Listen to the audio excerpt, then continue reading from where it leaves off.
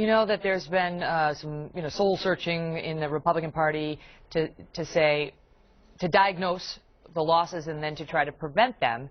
And there are some that are saying the Republican Party, the conservatives, need to shift to the middle. They have to get that 2 to 3 million or so folks that didn't vote for them. And the way of doing that is to shift to the middle on their principles. What say you? Well, I don't agree with that. I think the Republicans lost in this election because of two things. Is that the Obama campaign was very effective in keeping roughly 92% of the people who voted for President Obama before to vote for him again. But they didn't do a good job of growing the electorate. I repeat, they got 9 million votes fewer. Their margin shrunk by 6 million, and they cut their winning percentage by over Romney by about 2/3 from what it was over John McCain.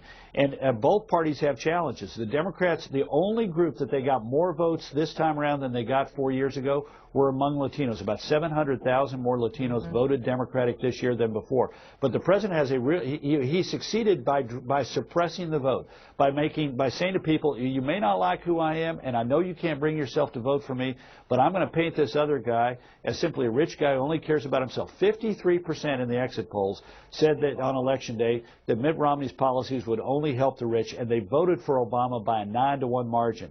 Of the 21% of the electorate who said the most important characteristic in a president was that he cares about people like me, they voted for President Obama by almost a 9-to-1 margin.